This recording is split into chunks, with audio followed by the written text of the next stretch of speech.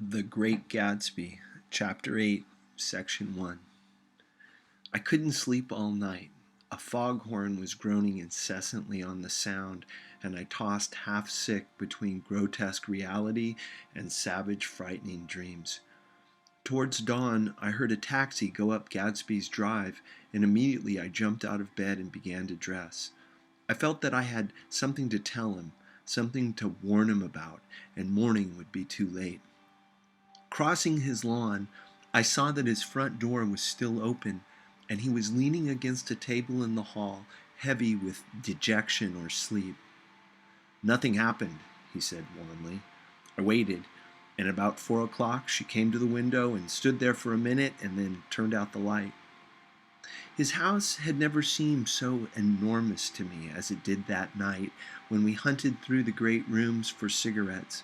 We pushed aside curtains that were like pavilions and felt over innumerable feet of dark wall for electric light switches.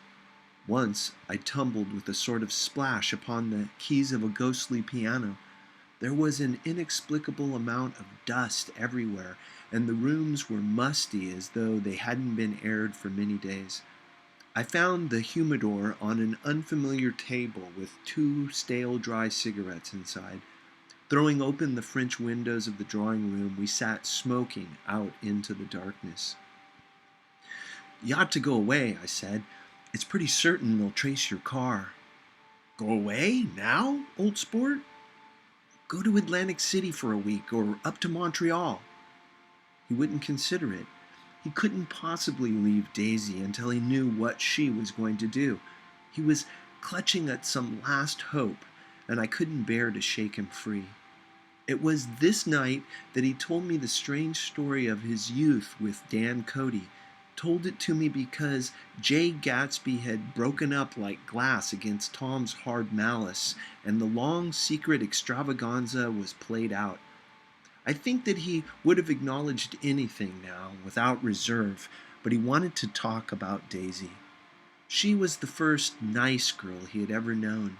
In various unrevealed capacities, he had come in contact with such people, but always with indiscernible barbed wire between. He found her excitingly desirable. He went to her house, at first with other officers from Camp Taylor, then alone. It amazed him. He had never been in such a beautiful house before. But what gave it an air of breathless intensity was that Daisy lived there. It was as casual a thing to her as his tent out at camp was to him. There was a ripe mystery about it, a hint of bedrooms upstairs more beautiful and cool than other bedrooms, of gay and radiant activities taking place through its corridors, and of romances that were not musty and laid away already in lavender, but fresh and breathing and redolent of this year's shining motor cars, and of dances whose flowers were scarcely withered. It excited him, too, that many men had already loved Daisy. It increased her value in his eyes. He felt their presence all about the house, pervading the air with the shades and echoes of still vibrant emotions. But he knew that he was in Daisy's house by a colossal accident.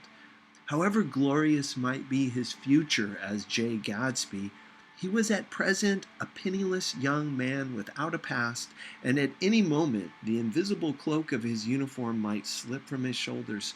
So he made the most of his time. He took what he could get, ravenously and unscrupulously. Eventually, he took Daisy one still October night, took her because he had no real right to touch her hand. He might have despised himself, for he had certainly taken her under false pretenses.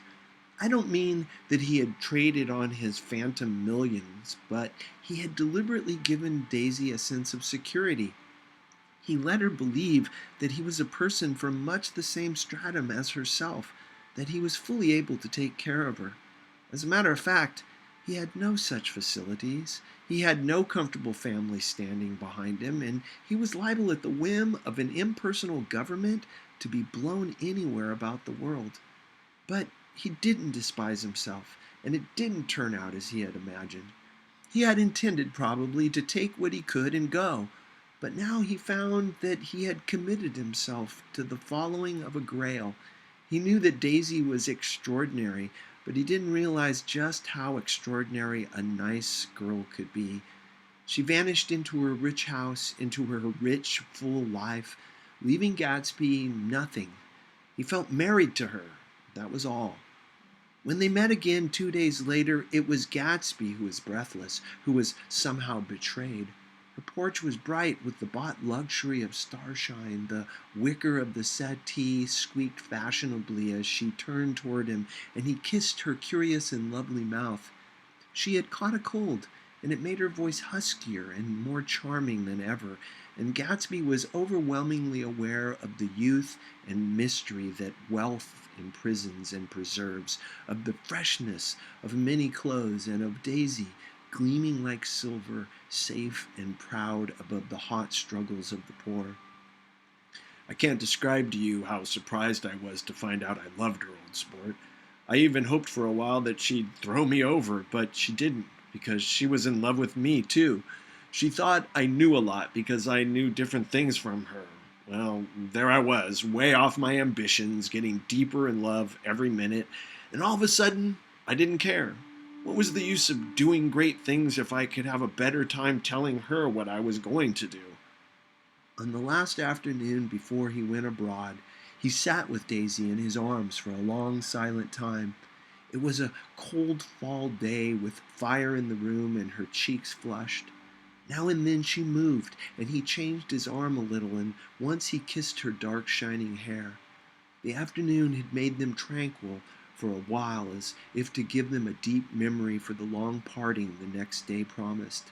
They had never been closer in their month of love, nor communicated more profoundly one with another than when she brushed silent lips against his coat's shoulder, or when he touched the end of her fingers gently as though she were asleep.